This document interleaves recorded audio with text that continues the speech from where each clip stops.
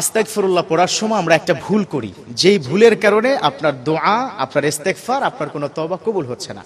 এবার আপনি বলবেন, হুজুর কি বলেন, আস্তাগফিরুল্লাহ আমি পড়ছি অথচ আপনি বলছেন দোয়া কবুল হচ্ছে না। পৃথিবীর প্রত্যেকটা কাজের ক্ষেত্রে একটা নীতিমালা আছে, পৃথিবীর প্রত্যেকটা বিষয় একটা গাইডলাইন আছে। You have to follow the guideline. দেখুন, রব্বে কারীম এই যে কোরআনটা পাঠিয়েছেন, কেন পাঠিয়েছেন, কি কারণে পাঠিয়েছেন? রব্বুল আলামিন বলেন, وَنُنَزِّلُ مِنَ الْقُرْآنِ مَا هُوَ شِفَاءٌ وَرَحْمَةٌ لِّلْمُؤْمِنِينَ وَنُنَزِّلُ مِنَ الْقُرْآنِ مَا هُوَ شِفَاءٌ لِّلنَّاسِ। আমি কোরআনটাকে নাজিল করেছি প্রত্যেকটা মানুষের জন্য শেফা হিসাবে। প্রত্যেকটা মানুষ যেন কোরআন থেকে পায়, কোরআন অনুযায়ী যদি চলাফেরা করে শারীরিকভাবে ভালো থাকতে পারবে, শেফা হবে, মানসিকভাবে ভালো থাকতে পারবে। কাল কিয়ামতের ময়দানে এই কোরআনের উসিলায় রব্বুল আলামিন জান্নাত দান করবেন। সুবহানাল্লাহ। এই কোরআনটা আমি পাঠিয়েছি, this is the guideline from almighty. If you follow, obviously will give you the paradise. Almighty will give you the paradise. আল্লাহ তা আপনাকে কি দিবেন? জান্নাত দান করবেন। এজন্য আমরা এই কোরআনের কিছু শব্দ অথবা ইসলামের কিছু শব্দ আছে যে শব্দের কারণে আমার রব্বে কারীম আপনাকে ক্ষমা করে দেয়। তার মধ্যে অন্যতম শব্দ, যে শব্দটি আল্লাহর বড্ড পছন্দ, সেটা হচ্ছে আস্তাগফিরুল্লাহ। আস্তাগফিরুল্লাহাল্লাযী লা ইলাহা ইল্লা হুয়াল হাইয়ুল কাইয়্যুম ওয়া আতুবু ইলাইহি লা হাওলা ওয়ালা কুওয়াতা ইল্লা বিল্লাহ। এই যে ইস্তেগফার, ইস্তেগফারের যে কি পাওয়ার আপনি কল্পনা করতে পারবেন না। আমার রব্বুল আলামিন সবসময় অপেক্ষা করেন কখন বান্দা আমার কাছে ক্ষমা চাইবে। হাদিসে কুদসির মধ্যে রব্বুল আলামিন তিনি বলেন, আমার বান্দা যদি গুনাহ না করতো আর আমার কাছে কেউ যদি ক্ষমা না চাইতো, আমি এমন একটা জাতি বানাতাম যেই জাতি গুনাহ করতো আবার আমার কাছে ক্ষমা চাইতো, গুনাহ করতো ক্ষমা চাইতো, গুনাহ করতো ক্ষমা চাইতো, ফাইনালে আমার ওই জাতিকে ক্ষমা করে আমি আমার জান্নাতটা দিয়ে দিতাম। সুবহানাল্লাহ। যদি এমন একটা জাতি, এই পৃথিবীতে মানব জাতি যদি গুনাহ না করতো আর যদি আমার কাছে ক্ষমা না চাইতো, তাহলে পুরো মানব জাতিকে আমি ধ্বংস করে দিতাম। আল্লাহু আকবার।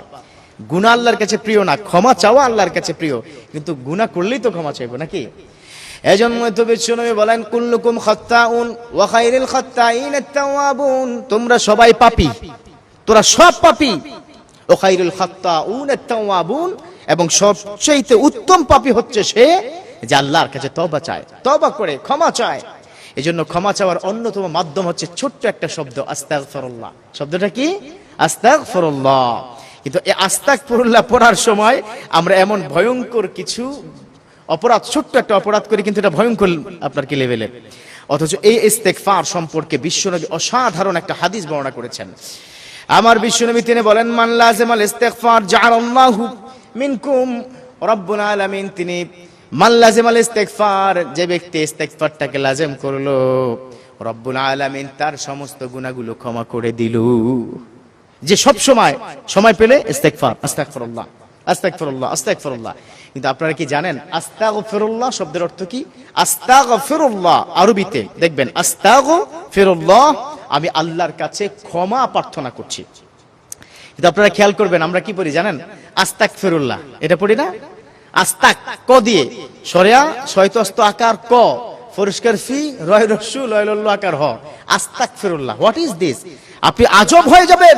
আস্তাগফিরুল্লাহ, ও রব্বে কারীম আপনার কাছে ক্ষমা চাই, আর আস্তাগফিরুল্লাহ যদি কেউ পড়ে, ও আল্লাহ আমি অস্বীকারী হতে চাই, নাউজুবিল্লাহ, আমি কাফের হতে চাই, আমি আল্লাহর কাছে, আল্লাহ আমি আপনার কাছে কাফের, আমি আপনার কাছে কাফের হতে চাই, নাউজুবিল্লাহ। কত ভয়ঙ্কর কথা চিন্তা করেছেন আপনি? যেই শব্দটা বললে আল্লাহ ক্ষমা করবেন, কিন্তু শব্দটা ভুল করার কারণে আল্লাহ আপনার প্রতি গজব দিয়ে দিচ্ছেন, নাউজুবিল্লাহ। অতএব আমরা কি পড়বো? আস্তাগফিরুল্লাহ। একটু পড়েন তো, কি পড়বো? একটু জোরে পড়েন, কি পড়বো? আস্তাগফিরুল্লাহ। আমরা পারবো তো ইনশাআল্লাহ? আস্তাগফিরুল্লাহ, আস্তাগফিরুল্লাহ, আস্তাগফিরুল্লাহ। Whenever you get free, you have to say আস্তাগফিরুল্লাহ। যখনই সময় পাবেন ইস্তেগফার পড়বেন। আল্লাহ আপনার গুনাহগুলো ক্ষমা করে দিয়ে পুত পবিত্র করে আল্লাহর জান্নাত পর্যন্ত পৌঁছে দিবে ইনশাআল্লাহ।